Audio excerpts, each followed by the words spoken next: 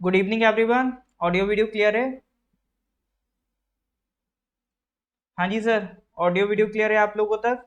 फिर हम स्टार्ट करते हैं।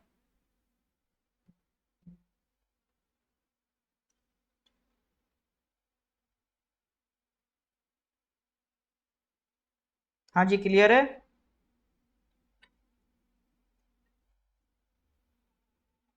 Good evening everyone, audio video clear है? All right sir. So welcome back to the class of current affairs, जहाँ पर हम जून का करंट अफेयर्स डिस्कस कर रहे हैं। करीब 20 क्वेश्चंस हम कर चुके थे in the current affair series for this month of June. उसी के आगे हमें कंटिन्यू करना था, ठीक है। तो पहले कुछ पुराने क्वेश्चन एक बार मैं चेक कर लेता हूँ, कितने याद हैं कितने नहीं है, उसका आंसर बताइएगा।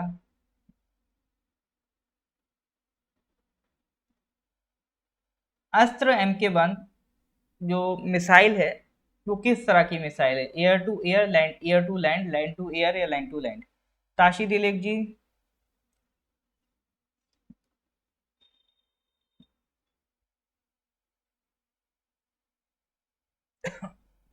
एयर टू एयर है सर, एयर टू लैंड है, लैंड टू एयर है या लैंड टू लैंड है?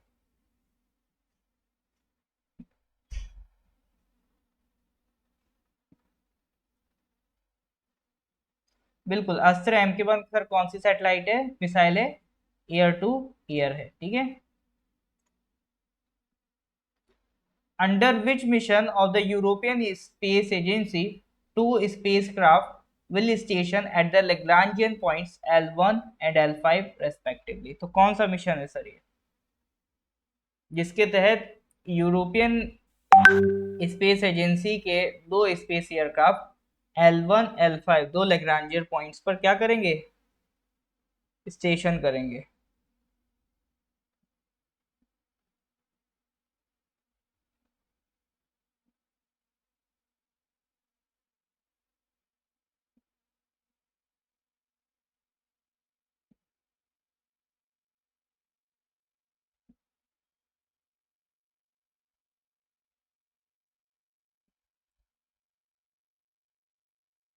हाँ जी सर, कौन सा मिशन था वो? विजिल मिशन, ठीक है सर।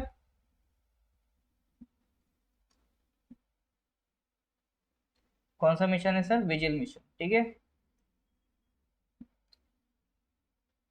तो लास्ट क्वेश्चन जो हम लोगों ने पढ़ा था, which nation has recently become the 30th country to join the CDRI, coalition for disaster resilient infrastructure? ठीक है, CDRI को ज्वाइन करने वाला 30th कंट्री कौन सा है?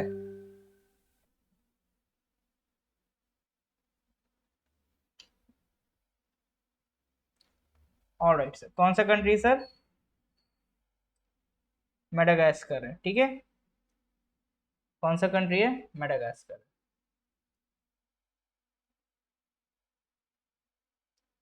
तो यहां तक तो सर हम क्वेश्चंस को करके चले आए थे।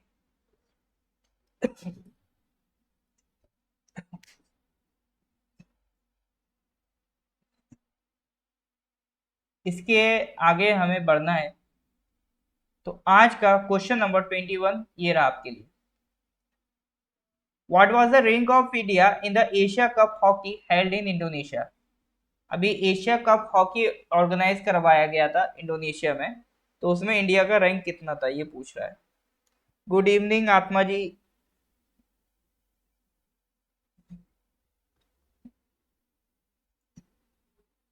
What was the rank of India in the Asia Cup hockey held in Indonesia? First, second, third, fourth.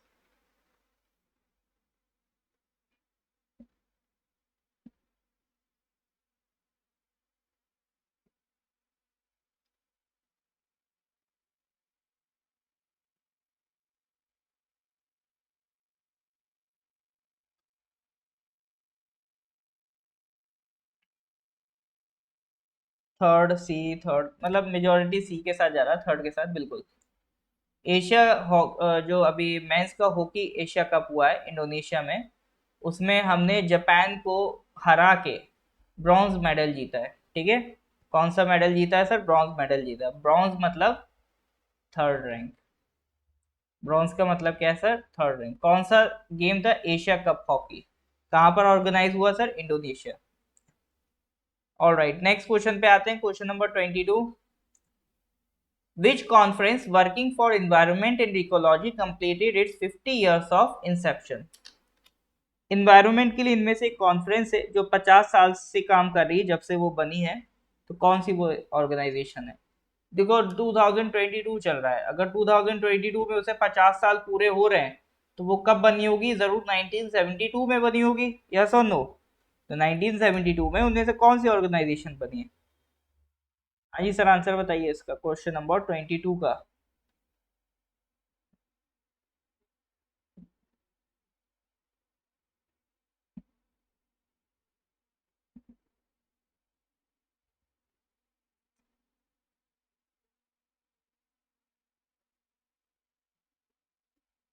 एक मिनट रुकिएगा, बस इसका आंसर दीजिए बस।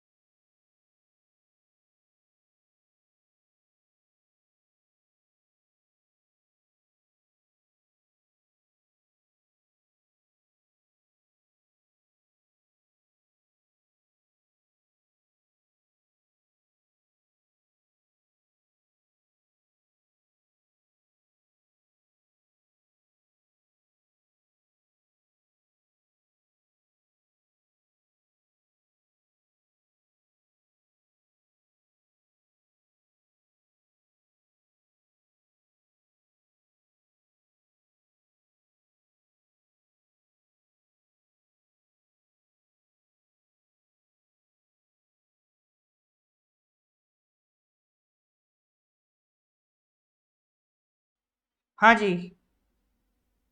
तो करेक्ट आंसर क्या है इसका? चलो ये एक अच्छा सवाल है, ठीक है। इसमें हमें काफी कुछ जानने को मिलेगा इस सवाल में।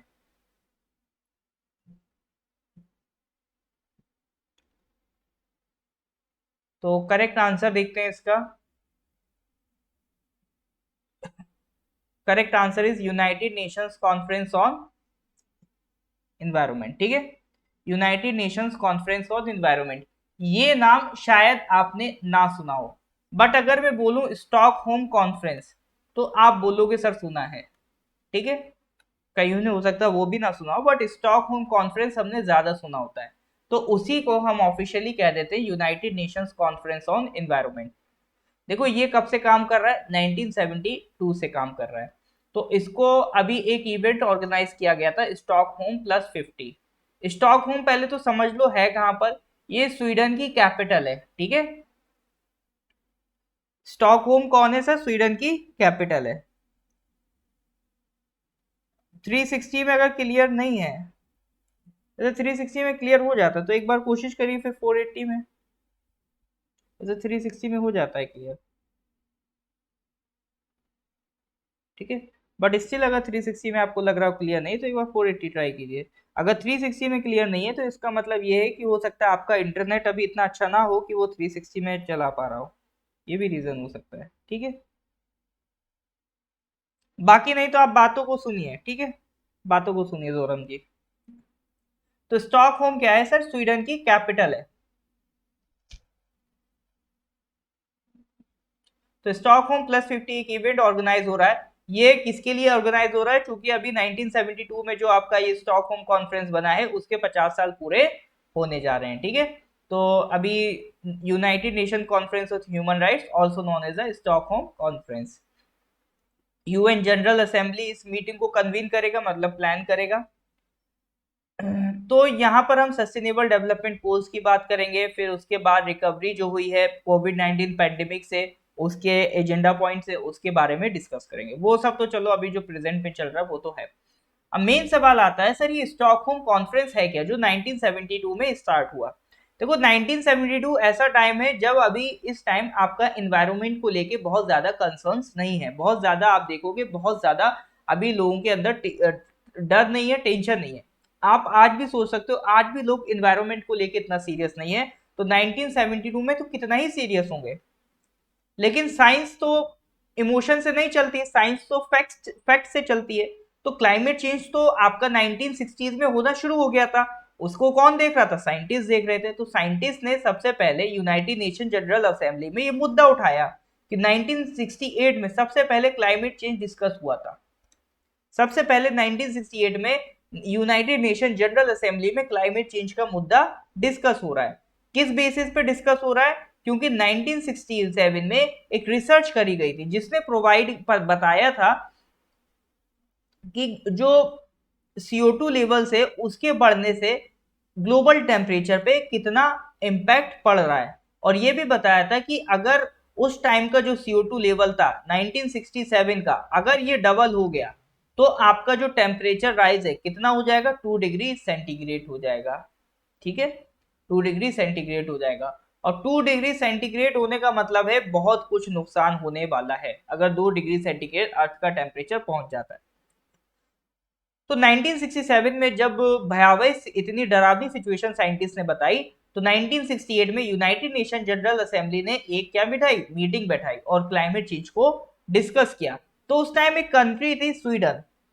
स्वीडन ने कहा ठीक है, हम क्लाइमेट के रिलेटेड कुछ डिस्कशंस करते हैं अपार्ट फ्रॉम यूनाइटेड नेशंस। तो एक कॉन्फ्रेंस ऑर्गेनाइज कराई स्वीडन ने, क्योंकि ये आइडिया चूंकि स्वीडन ने प्रपोज किया था, तो उन्होंने अपनी कैपिटल स्टॉकहोम में एक कॉन्फ्रेंस ऑर्गेनाइज कराई। तो इसीलिए इसको स्वीडिश इनिशिएटिव भी कहते हैं। और यहाँ पर जो भी डिस्कशन हुआ वो क्या कहलाने लगा सर? Stockholm conference. कब हुआ सर? 1972 में ये स्टार्ट हो गया था। तो इसको नाम दिया गया, ऑफिशियल नाम था United Nations conference on the human environment. ठीक है, तो 1968 में जब यूएन जनरल असेंबली में मुद्दा उठा तो स्वीडन ने कहा कि भैया ऐसा है, हमारे घर आ जाओ, मिलके कॉन्फ्रेंस करते हैं। तो United Nations conference on the human environment, ये तो ऑफिशियल नाम है, बट हम लोग इसको जनरली किस नाम से पुकारते हैं? स्टॉकहोम कॉन्फ्रेंस के नाम से बुलाते हैं। तो 5 से 16 जून 1972 के बीच ये कॉन्फ्रेंस आपकी होती है। तो this was the first global convergence on the planetary environment. तो एनवायरनमेंट के लिए ये पहला ऐसा मौका था, पहला ग्लोबल कन्वर्जेंस था जो डिफरेंट डिफरेंट कंट्रीज यहां पर इकट्ठा हो रही थी पहली बार। थीम क्या थी इस बार की?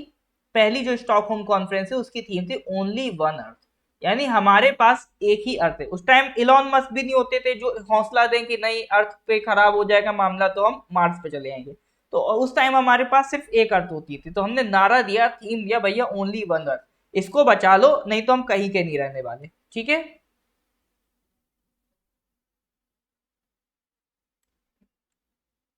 हाँ जी सर, अभी इंटरनेट ठीक चल रहा है ना आप लोगों का? ओके सर, ठीक है, चलो जी। इसका एम क्या था? एक कॉमन फ्रेमवर्क बनाया जाए ताकि लोगों का एक तरीका जनरेट हो, एक प्लेनेटरी एनवायरनमेंट और नेचुरल रिसोर्सेज को क्या कराया जाए? प्रोटेक्ट किया जाए, उनको कंजर्व किया जाए। उसके लिए कॉमन गवर्नेंस फ्रेमवर्क बनाया जाए, क्योंकि देखो हर कंट्री अपनी तरह से चलना पसंद करती है। 1972 लगभग सारी कंट्री आजाद हो चुकी है, डीकोलोनाइज हो चुकी है, सब अपनी मर्जी के मालिक है।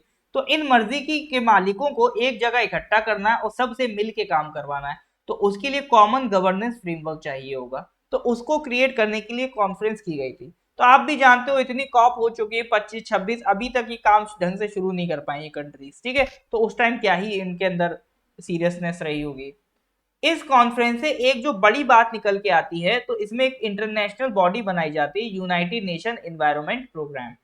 ठीक है, जब आपकी 1972 में कॉन्फ्रेंस होती है, उसके बिना पर हम एक बॉडी बनाते हैं, बॉडी का नाम है UNEP, United Nation environment programme.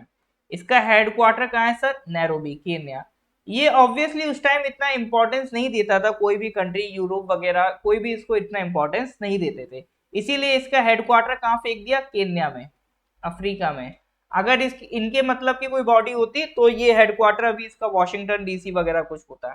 ठीक है, बट चूंकि इतना मतलब का था नहीं तो उन्होंने कहा ठीक है बनाना है बना लो, हमारे पास जगह नहीं है, केन्या में बना लो। चलो ठीक, केन्या वाले भी खुश हो गए, इंटरनेशनल बॉडी आ गई हमारे यहाँ। ठीक है, तो इस तरह से आपका 1972 स्टॉकहोम कॉन्फ्रेंस के बाद ही आपका यूनाइटेड नेशन एनवायरनमेंट प्रोग्राम बनता है। ठीक है, तो ये सारी कुछ बातें थी रिगार्डिंग स्टॉकहोम कॉन्फ्रेंस, पहली मीटिंग जहां से आप देखोगे एनवायरनमेंट की डीलिंग्स शुरू हुई। एक ये स्टॉकहोम कॉन्फ्रेंस होगी, इसके बाद आप आगे कभी मैं पढ़ाऊंगा रियो अर्थ समिट, 1992 में होती है वो। ठीक है, वहां से बहुत कुछ निकलता है, जो रियो अर्थ समिट है वहां से बहुत कुछ स्टार्ट होता है 1992 में जो होगी। ठीक है, तो अभी तो आज हमने किसकी बात करी सर, स्टॉकहोम कॉन्फ्रेंस की। यहाँ तक इसमें कोई दिक्कत है?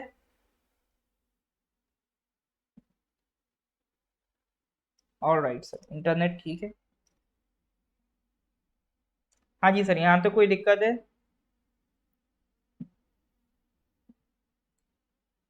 क्लियर है? तो अगर यहाँ तक कोई दिक्कत नहीं तो please give me thumbs up.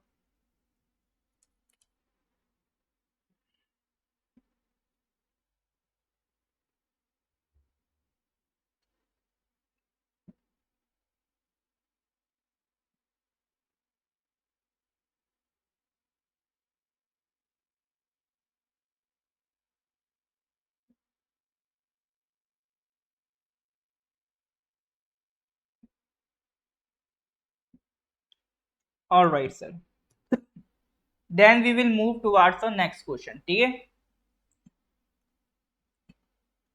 Question number 23, which state launch Mukhyamantri Nibir मत्स्यचाष प्राकल्प? मुख्यमंत्री निबिर मत्स्यचाष प्रकल्प, बताइए सर कौन से स्टेट ने प्रोग्राम लॉन्च किया? ये जो स्कीम है, ये जो प्रोग्राम है, ये कौन से स्टेट ने लॉन्च किया, बताइए सर।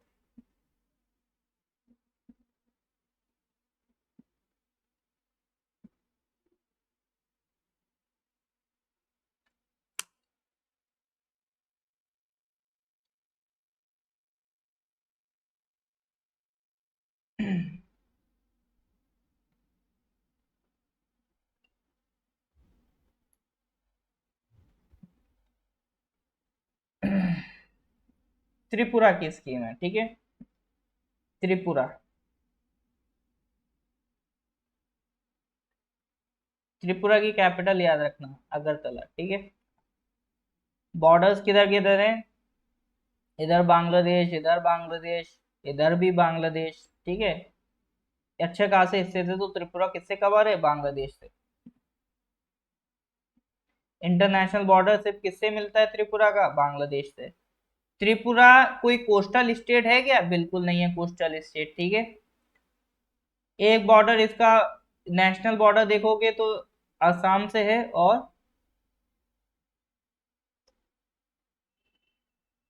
मिजोरम से। तो फिश प्रोडक्शन को बढ़ाने के लिए सिंपली वहां के जो चीफ मिनिस्टर साहब हैं तो उन्होंने ये स्कीम को लॉन्च कर दिया, ठीक है। तो यहाँ की स्कीम है त्रिपुरा। देखो अगर दूसरे स्टेट की स्कीम हो तो बस इतना याद रख लो, ये स्कीम का पर्पस क्या है। इसका पर्पस क्या है सर? Fish production. तो अगर आप नोट्स बनाओ तो आपको सिर्फ इतना लिखना है, फॉर फिश प्रोडक्शन। ये स्कीम किस लिए है? फॉर फिश प्रोडक्शन, ठीक है, और कुछ नहीं लिखना। इतना लिख लोगे ऑब्जेक्टिव टाइप सवाल आएगा, बच जाएगा। What has been chosen as the theme of the 8th International Day of Yoga to be organized in India? ठीक है, 2022 8th international day of yoga organise होने जा रहा है, तो इस बार की थीम क्या है?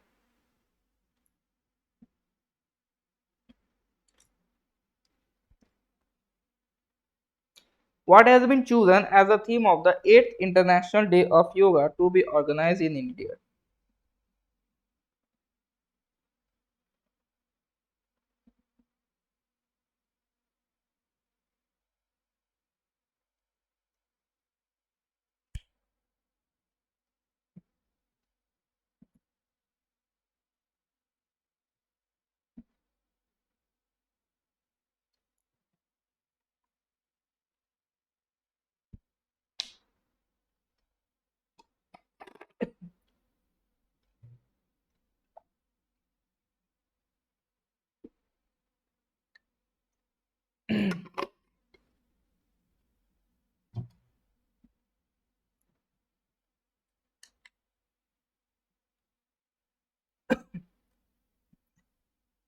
हाँ जी सर। तो question number 24 answer is yoga for humanity. इस बार का थीम क्या है? Yoga for humanity. चलिए, सही बता रहे हैं। तो ये जो पूरा आपका योगा का सिंबल है, लोगो है, ठीक है, उसका मीनिंग है कि ये मतलब ये जो हैंड्स ज्वाइन है ये क्या सिग्निफाई कर रहे हैं? यूनियन। ये जो ऑरेंज पार्ट है ये फायर, ये जो ग्लोब है ये क्या है, वननेस, की पूरी दुनिया एक है, वसुदेव कुटुंबकम। ठीक है, इसमें देखो इंडिया वाला जो पार्ट है वो अलग से हाईलाइट है।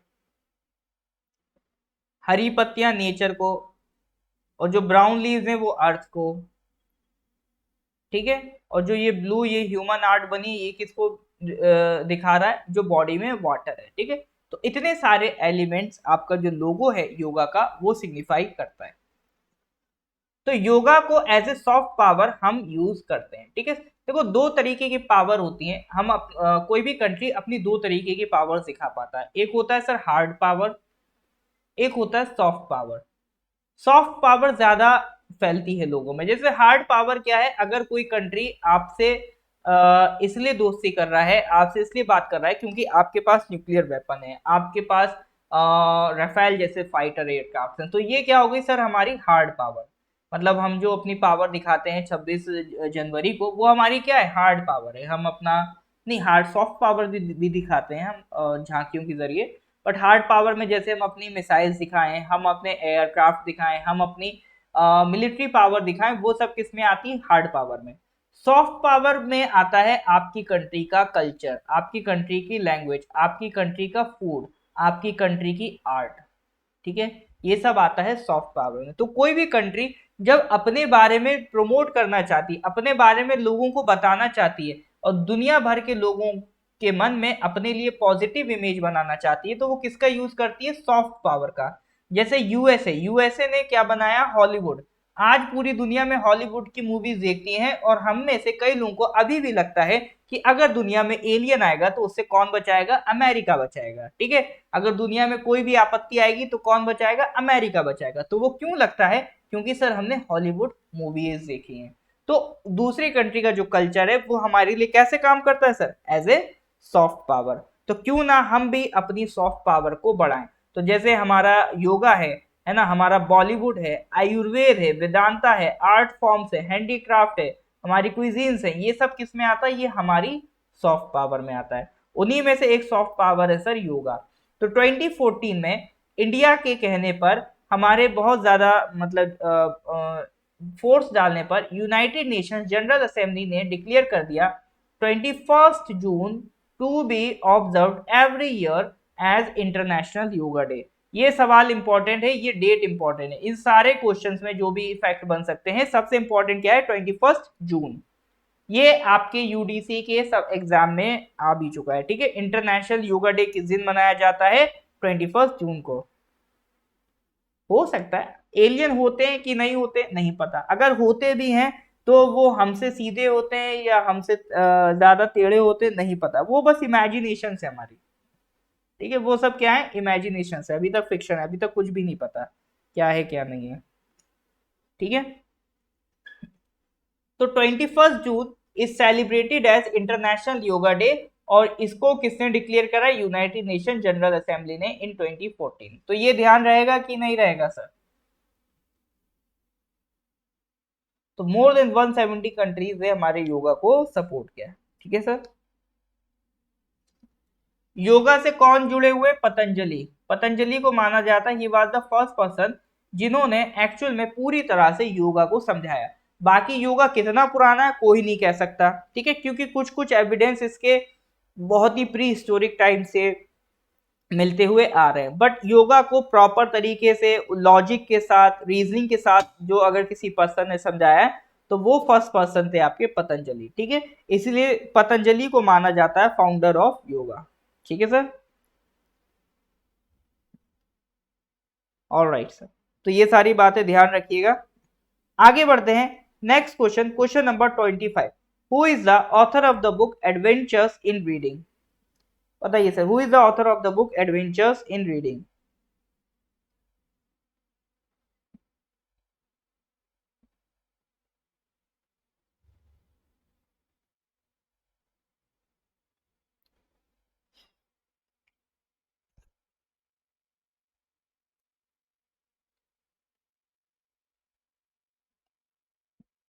Who is the author of the book adventures in reading.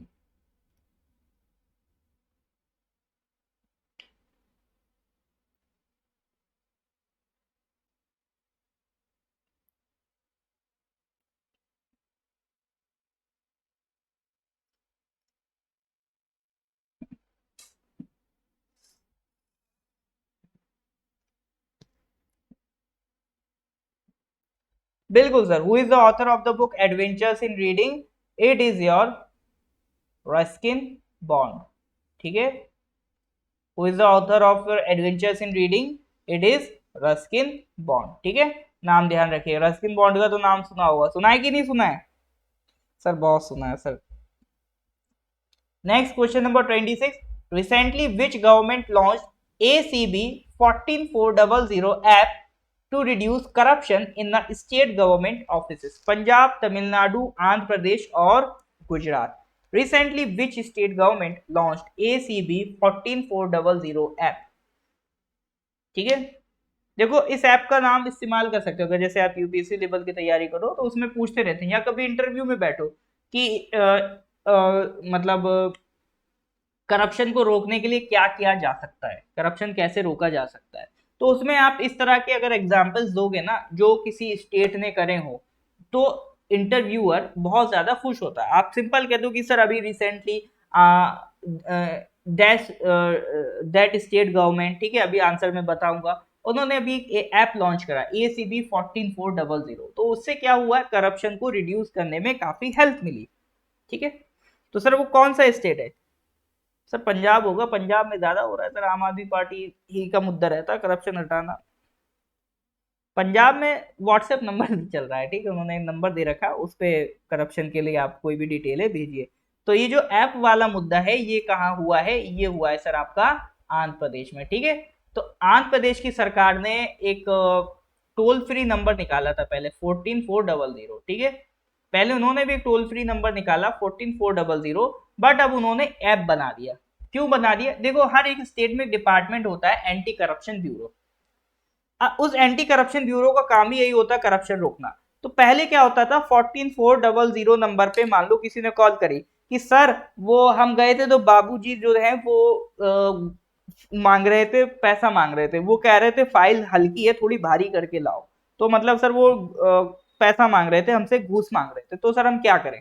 तो आपने कंप्लेन तो कर दी, लेकिन बाबूजी के खिलाफ क्या प्रूफ है? बाबूजी तो कह देंगे कि सर मैंने तो ये कहा था कि 4 पेपर कम है इसलिए फाइल हल्की है, 4 पेपर बढ़ा लाओ, वेट बढ़ जाएगा। तो बाबूजी कैसे पकड़ में आएंगे सर? तो उस एविडेंस नहीं मिलता था, टोल फ्री नंबर पे कॉल किया। तो इसीलिए वहां के चीफ मिनिस्टर साहब ने क्या करा, ऐप बनाई। अब ऐप पे क्या होगा, ऐप पे उन्होंने कहा ठीक है आपको किसी भी कंप्लेन करनी है बाबूजी का एक स्टिंग ऑपरेशन करो। आप चुपके से एक मोबाइल लेके जाओ और नीचे से एक वीडियो बना लो बाबूजी की, जिसमें बाबूजी कह रहे हो कि वजन हल्का है थोड़ा भारी करो। अब इतनी बात में तो प्रूफ नहीं हो रहा है ना, तो आप उनसे पूछो कितने रुपए लगेंगे वजन बढ़ाने के, तो बाबूजी कहेंगे कि मेरे असिस्टेंट से पूछो। फिर आप असिस्टेंट के पास जाओ, पूरी वीडियो बनाते रहो, असिस्टेंट बताएगा 15,000 रुपए। फिर क्या, बस जैसी असिस्टेंट ने बोला 15,000, खट से वीडियो कंप्लीट करी, स्टॉप करी, अपलोड कर दी ऐप पे और कह दिया बाबूजी घूस ले रहे हैं, पकड़ जाएंगे बाबूजी। ठीक है। तो ये तरीका है आंध्र प्रदेश सरकार का। इज दैट क्लियर कैसे काम करेगी ऐप?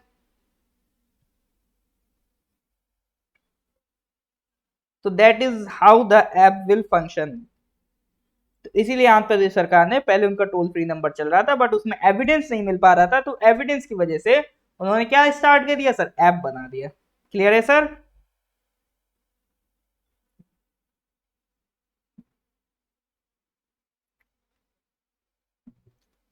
आप भी अपनी सरकार से कहिए कि सर ऐसी कोई ऐप बनाइए आप भी।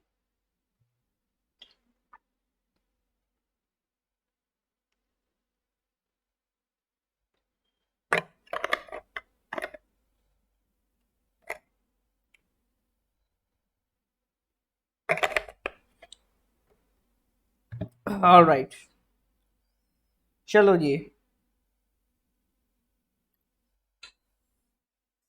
बिल्कुल चाहिए सर, पूरे इंडिया में चाहिए ये ऐप। ठीक है। चलो जी सर आगे बढ़ते हैं क्वेश्चन नंबर 27 की तरफ। रिसेंटली हर घर Dastak 2.0 began for 2 month program. What is the objective is of this campaign? हर घर दस्तक 2.0 का ऑब्जेक्टिव क्या है सर?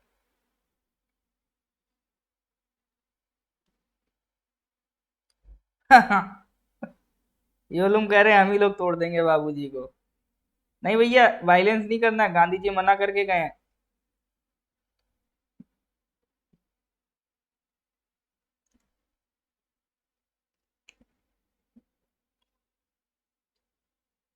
गांधी जी कह के गए, अगर वायलेंस करोगे तो तुम्हें 500 के नोट से मैं तो चल दूंगा।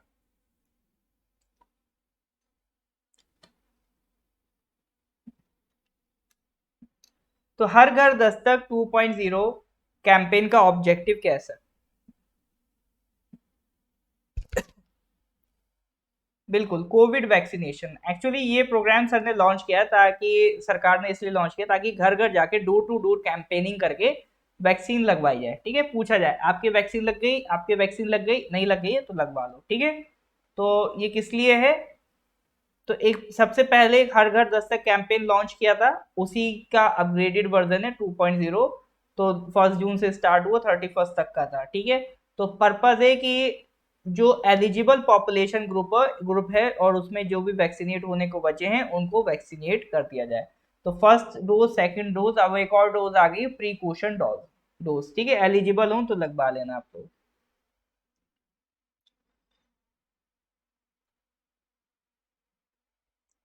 ठीक है sir.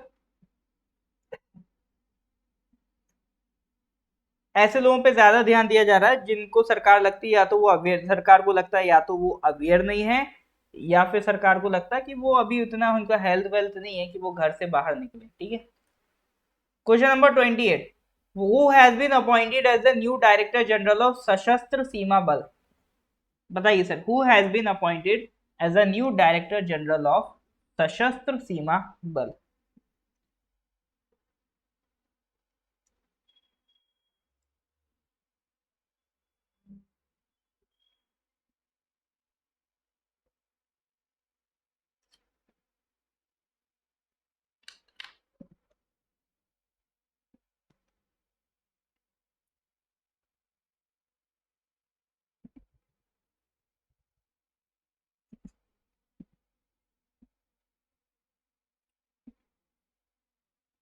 Who has been appointed as the new director general of Sashastra Seema बल?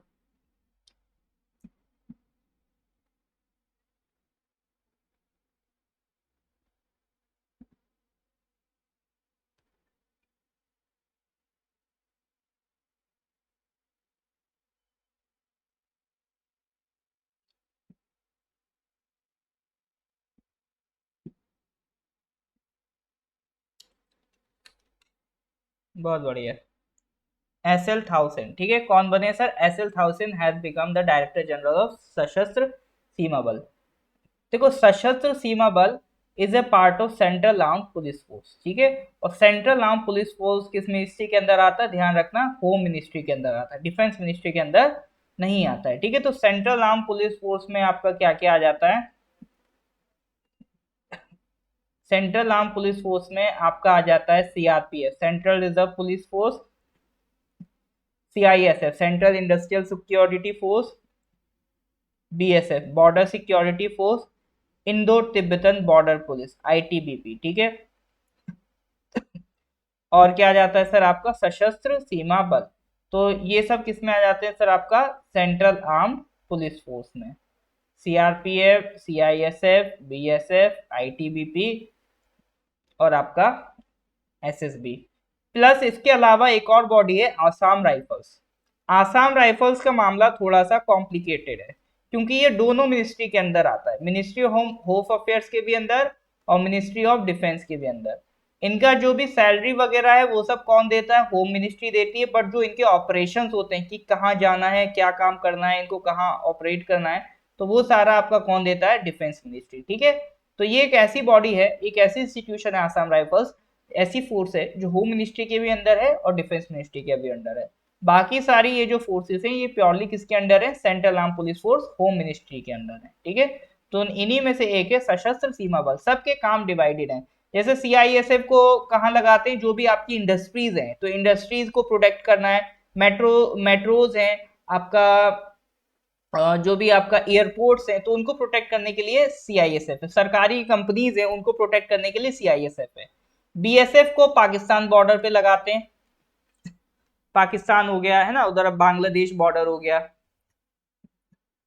आईटीबीपी आपका जो चाइना के साथ हमारा बॉर्डर लगता है, उधर आईटीबीपी देखने को मिलेगी जनरली। और सीआरपीएफ है, सीआरपीएफ भी आपका कश्मीर वाली इलाके में देखने को मिलती है। या फिर इंटरनल अगर कोई कॉन्फ्लिक्ट हो जाता है इंडिया में तो वो सीआरपीएफ उसमें भी आ जाती है, ठीक है। और आपके चाइना बॉर्डर पे आपको इधर म्यांमार साइड पे इधर आसाम राइफल्स भी देखने को मिल जाएंगे, ठीक है। तो इसमें हम बात कर रहे थे सर सशस्त्र सीमा बल की। तो ये 1963 में बनाई गई थी as a special service bureau, ठीक है। क्योंकि 1962 में आपको पता है चाइनीज एग्रेशन हुआ था, चाइना से वॉर हुआ था, तो उसके बाद हमने 1963 में बनाई एक स्पेशल सर्विस ब्यूरो। तो इसको पहले एज ए इंटेलिजेंस एजेंसी बनाया गया था इंडो नेपाल वाले रीजन के लिए, ठीक है।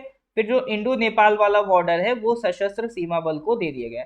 फिर अभी आप अगर देखोगे 2004 में इसको इंडो भूटान बॉर्डर भी दे दिया गया। तो सशस्त्र सीमा बल आपके कौन से बॉर्डर संभालती है? जो नेपाल और भूटान वाले बॉर्डर्स हैं वो आपका सशस्त्र सीमा बल संभालती है, ठीक है। इनको 2004 में प्रेसिडेंट्स कलर भी मिला था। प्रेसिडेंट कलर एक रेजिमेंट का हाईएस्ट अवार्ड दी होता है अगर वो कुछ नेशन के लिए कुछ बेहतरीन करके आते हैं, ठीक है।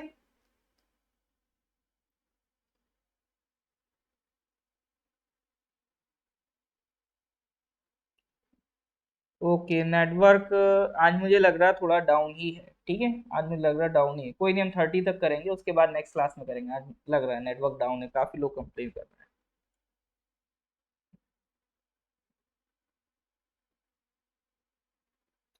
नहीं तिलोजी होता है, मतलब अलग अलग एरिया का होता है, ठीक है, हो जाता है कभी कभी। ठीक है सर। हेडक्वार्टर वही अपना नई दिल्ली है, और फ्रंटियर हेडक्वार्टर्स लखनऊ में है, पटना में है, और आपका गुवाहाटी में। नेक्स्ट क्वेश्चन पे आते हैं, क्वेश्चन नंबर 29। ये बताइए, Eublepharis pictus was identified in the forest of Orissa and Andhra Pradesh, what is its common name? ठीक है, यूबले फेरिस पिक्टर्स क्या है सर? नाम से तो सर समझ में ही नहीं आ रहा क्या है सर, पिक्टर्स है क्या है?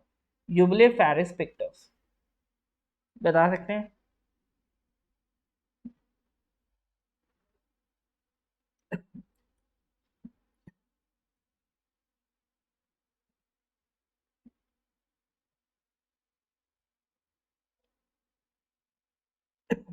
यूबले फेरिस पिक्टर्स क्या है सर ये भैया, ये छिपकली है सर, पेंटेड लेपर्ड गीको, ठीक है। देख रहे, पेंटेड है ये, पेंटेड लेपर्ड गीको। क्या है सर? ये छिपकली एक तरीके की। गीको से समझ जाया करो, गीको बोले तो छिपकली की बात हो गई, लिजर्ड की बात हो गई, ठीक है सर। चलो जी। आज तुक्का नहीं बैठ रहा है क्या? कोई दिक्कत नहीं, कभी कभी होता है।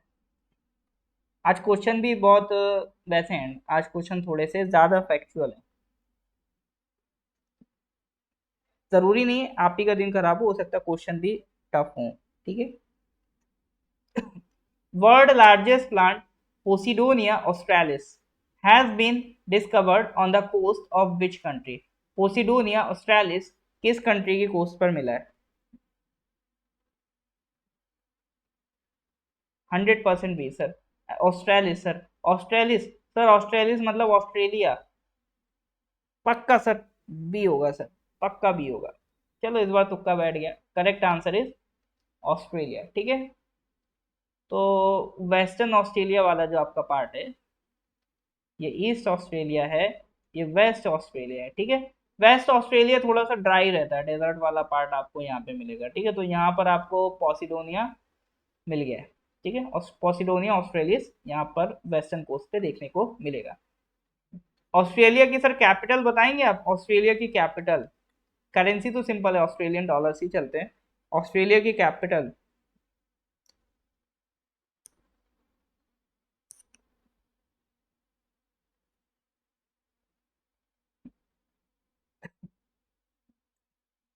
ऑस्ट्रेलिया की कैपिटल क्या है सर?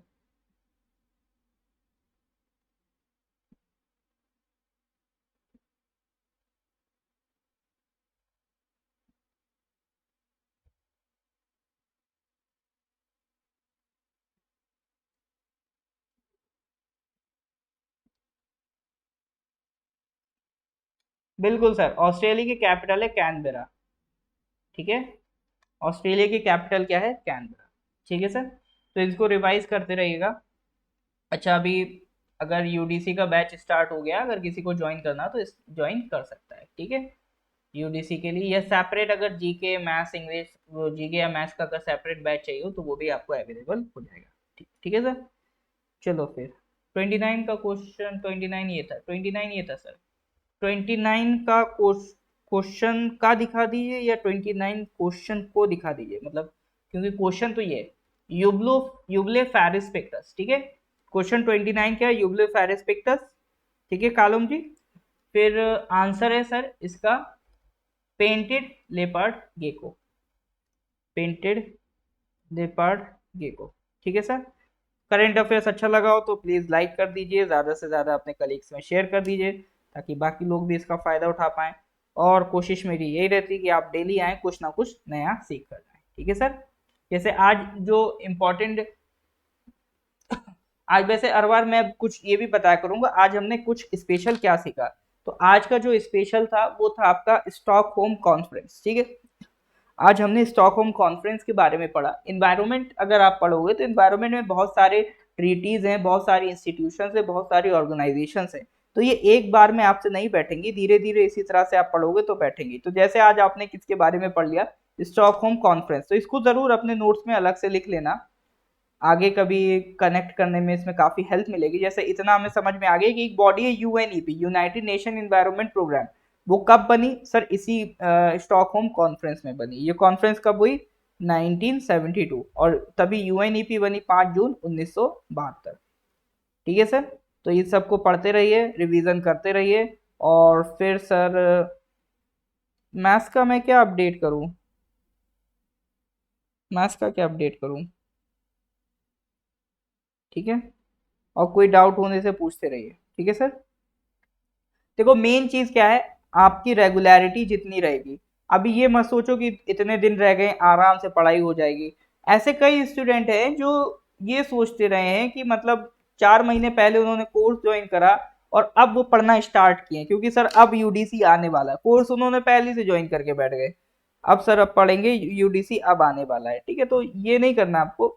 जैसे कोर्स ज्वाइन करो अभी से पढ़ाई स्टार्ट करो। ये मत सोचो कि अरे सर सितंबर में, अभी तो अगस्त चल रहा है, ठीक है। टाइम कम पड़ जाएगा, पता नहीं चलेगा, ठीक है जी। तो मिलते हैं सर फिर नेक्स्ट क्लास में। पीडीएफ मिल जाएगा, ये कंप्लीट होती है पीडीएफ मिल जाएगा। बाकी सारी जितने भी मई तक की पीडीएफ ऑलरेडी अब अपलोड हो चुकी है, ठीक है। नहीं मिली हो तो मेरे को व्हाट्सएप कर देना आप। तुक्का कैसे लगाना है? तुक्का क्वेश्चन आएगा तो उसमें मैं बताता जाता हूँ, जैसे जैसे क्वेश्चंस आते जाते उसी में मैं बताता जाता हूँ कि इसमें ये कर सकते हैं। क्योंकि तुक्का लगाना कोई वो स्टैंडर्ड ऑपरेटिंग प्रोसीजर नहीं है कि यही फॉलो कर दो तुक्का लग जाएगा, ठीक है। तो ये तो क्वेश्चन टू क्वेश्चन पे वेरी करता है, ठीक है सर। और वो तजुर्बे से आती हैं कुछ चीजें। चलो जी सर। अच्छा, फिर गारंटी नहीं है कि तुक्का लगा के सही हो ही जाएगा, कुछ क्वेश्चन में लग जाता है, कुछ में नहीं लगता है, ठीक है। चलो फिर मिलते हैं नेक्स्ट क्लास में। Till then good night.